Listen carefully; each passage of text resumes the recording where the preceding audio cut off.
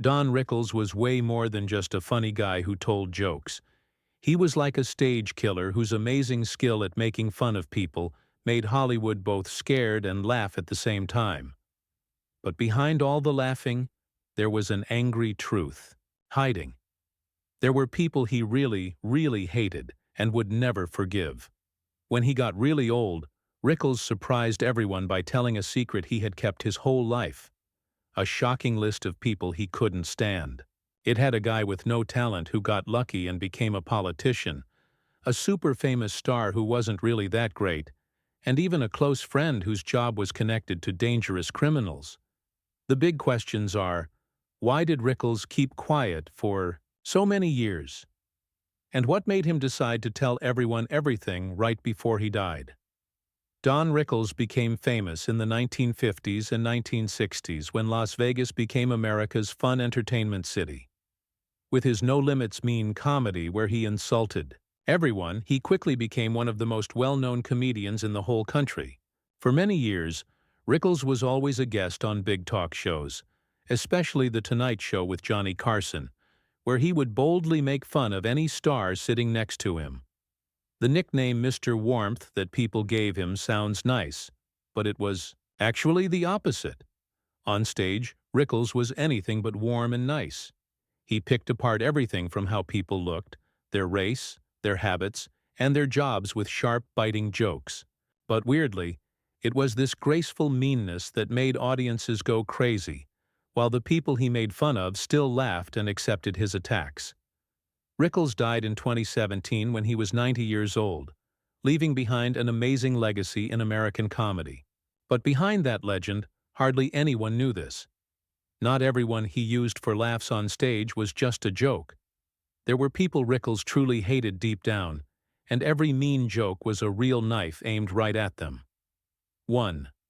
Clint Eastwood, a shinies but empty superstar. While most of Don Rickles' targets came from politics or comedy, Clint Eastwood was special. He was one of the few movie stars who became Rickles' favorite person to pick on.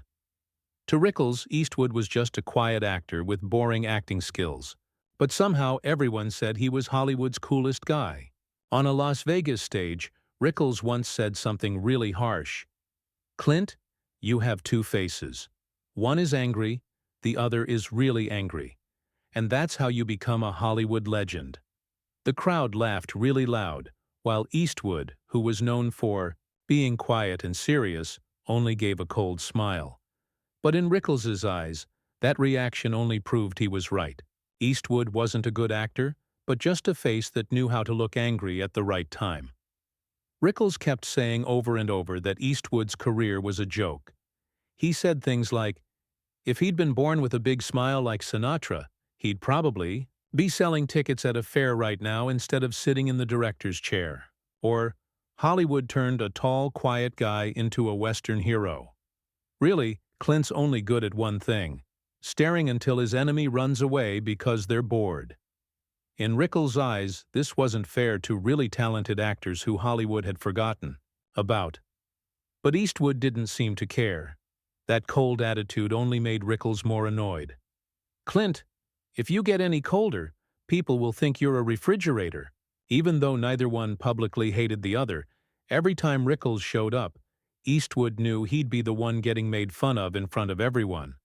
And every time Eastwood kept his stiff, stone-like face, Rickles got more stuff to use for his mean jokes. If Clint Eastwood was just an empty superstar in Rickles' eyes, the next person on this list is totally different. 2. Dean Martin, the charming superstar hiding a drunk's real personality. Dean Martin, Frank Sinatra's best friend, in the Rat Pack, was the person Don Rickles loved to make fun of the most. To Rickles, Martin was the perfect example of someone who lived off his good looks and fake humor instead of really working hard at being good. In the middle of his Las Vegas shows, Rickles didn't hold back from calling Martin Vegas's fancy drunk. The crowd roared, but everyone understood that Don Rickles was directly attacking the cool image Dean Martin had carefully built, a gentleman with a whiskey glass in his hand who would sing and flirt with women like life was one long party. Rickles hated that. To him, Martin was just a naturally charming, lazy person. His singing voice was nice, but never made perfect, and his acting was okay, but covered up by a funny, spontaneous personality.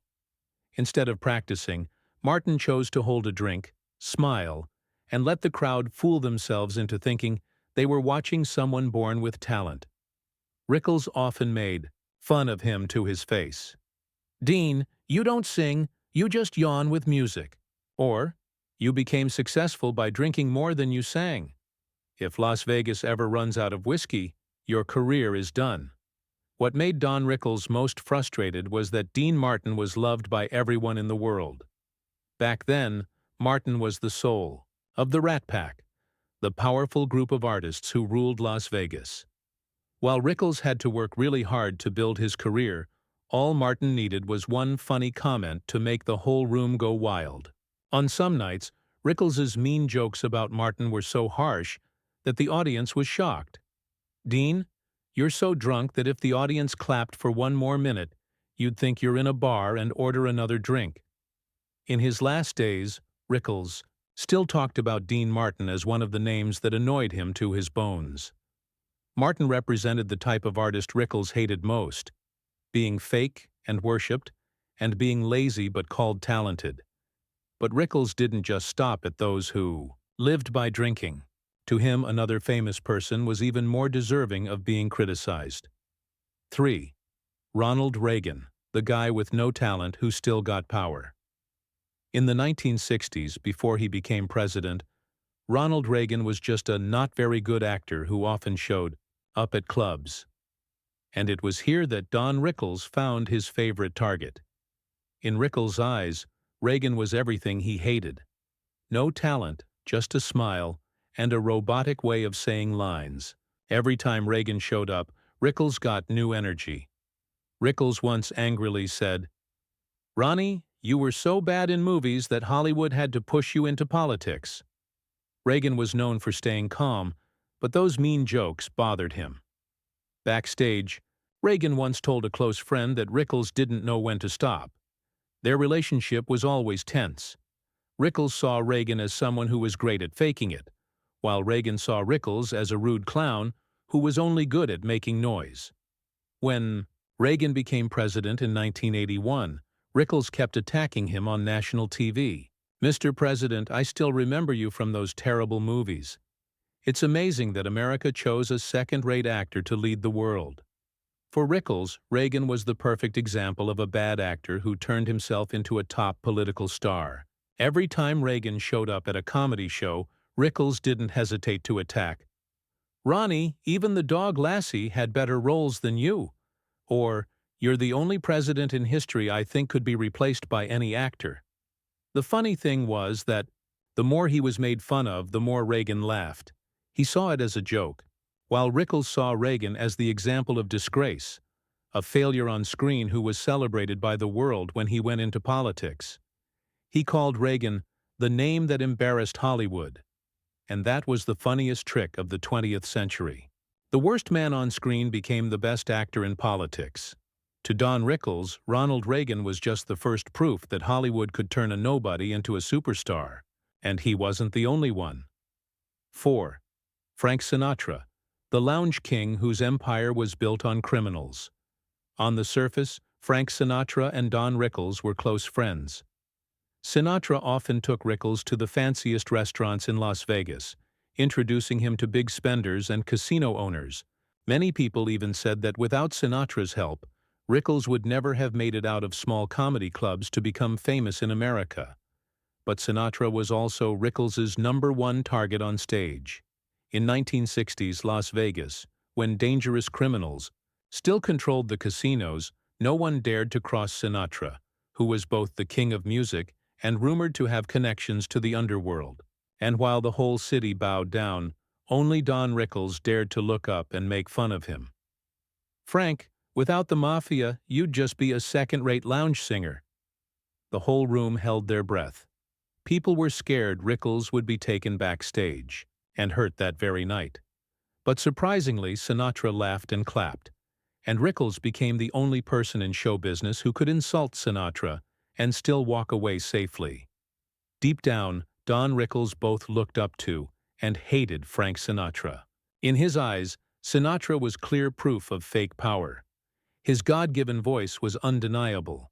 But Sinatra's legendary status was held up by the shadow of criminals and shady backstage connections. Rickles hated success that was built on power instead of pure talent, so he didn't hesitate to tear off his friend's fancy suit right in front of the crowd. Sinatra, as always, laughed loudly, clapped, and acted forgiving. But behind that smile, no one knew if it was truly the generosity of the lounge king or hidden anger buried in a sparkling glass of whiskey.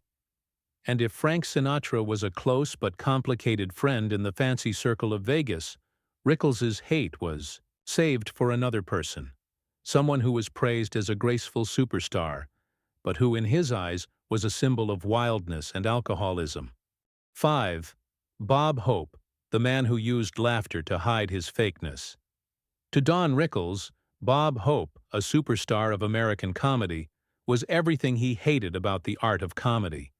Too sweet, too clean, too fake. Rickles once angrily said, "Bob Hope is so funny I fall asleep before he even walks on stage." While Hope chose safe jokes to make everyone happy, Rickles believed comedy had to be sharp, honest, and brave.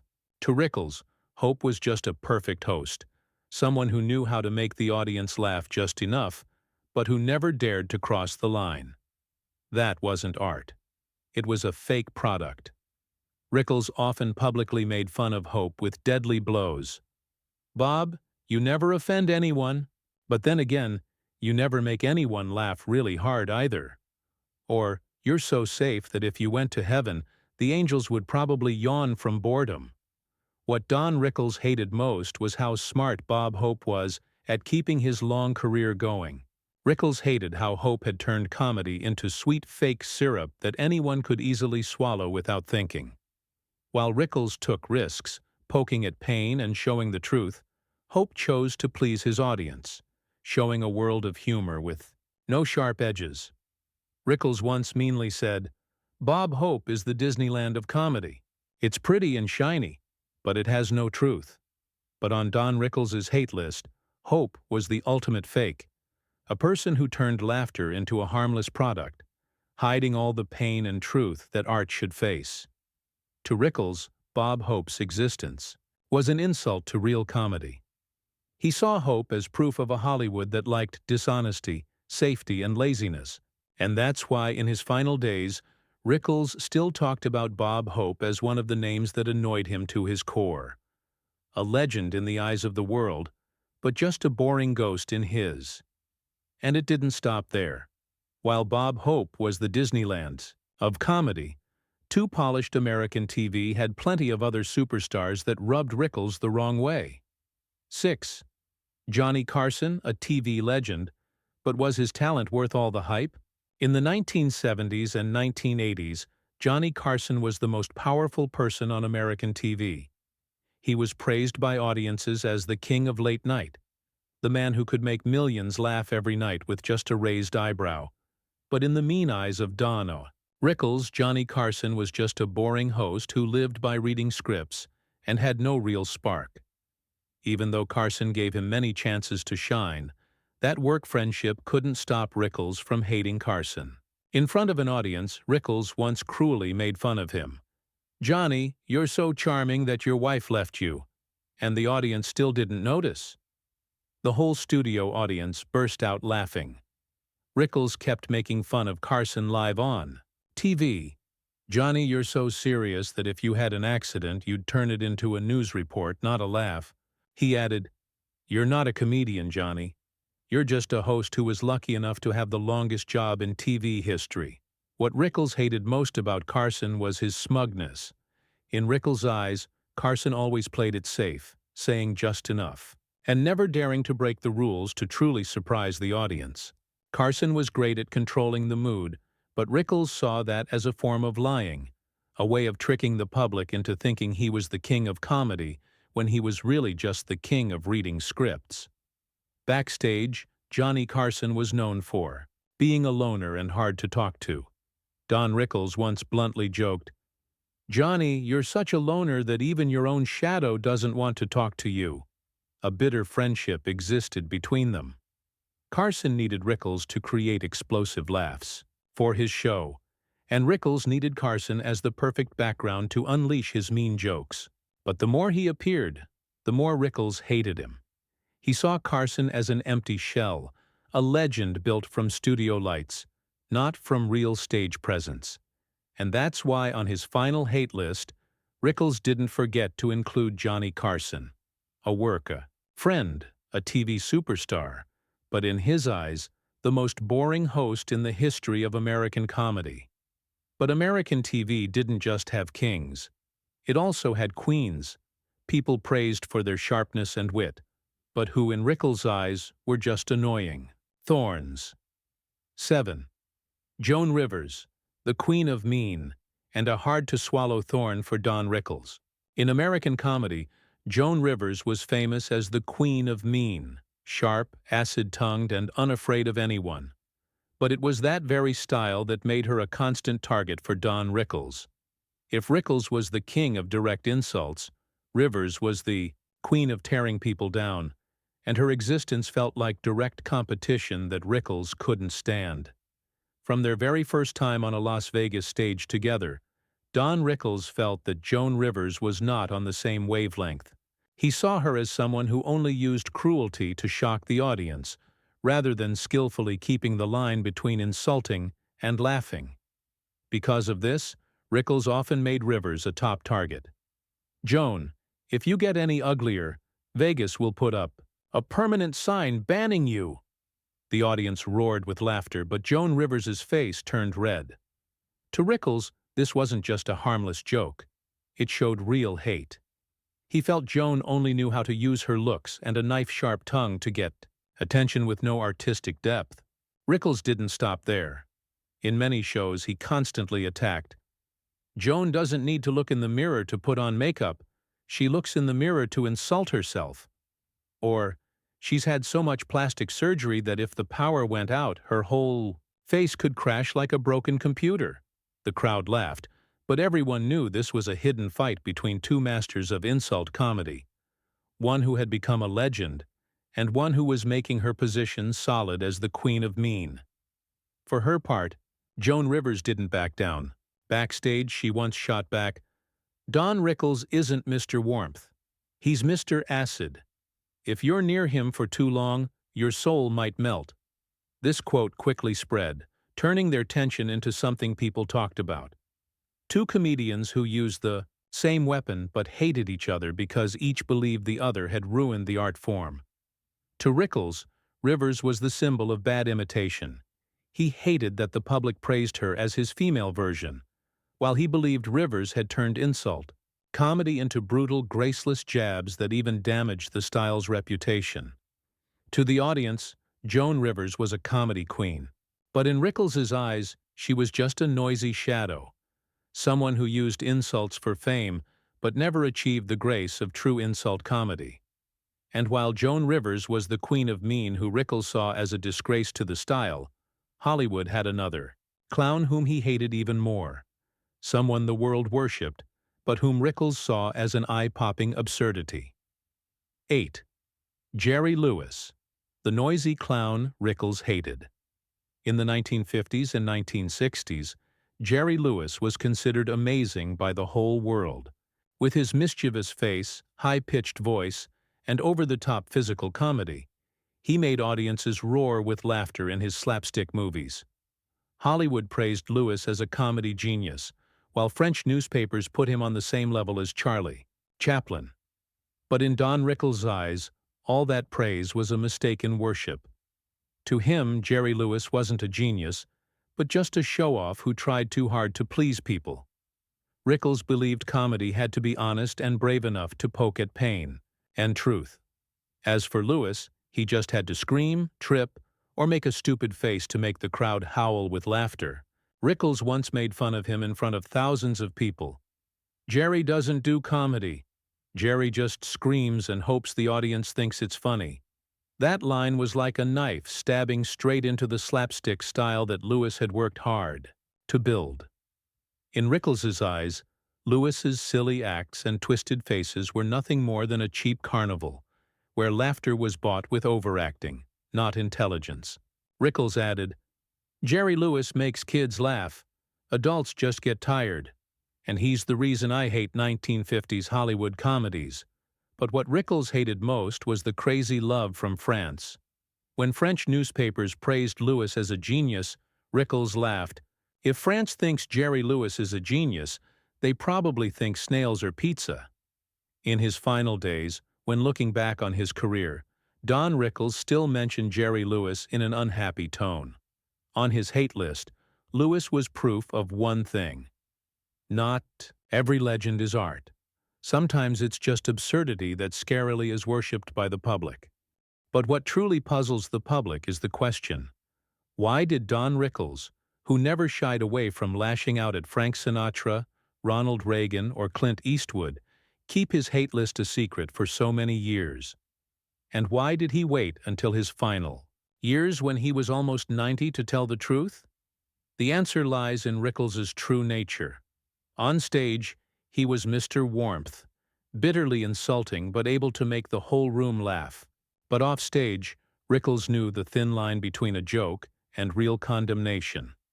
In 1960s Las Vegas, a wrong word aimed at a powerful person could make a comedian disappear overnight. Rickles once walked that tightrope with Sinatra and survived, thanks to the mob boss's applause.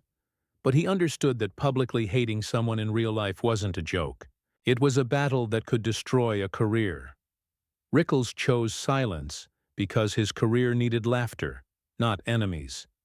He knew that once the hate list was released, it would no longer be art. It would turn into personal hate, leading to arguments, and even real danger.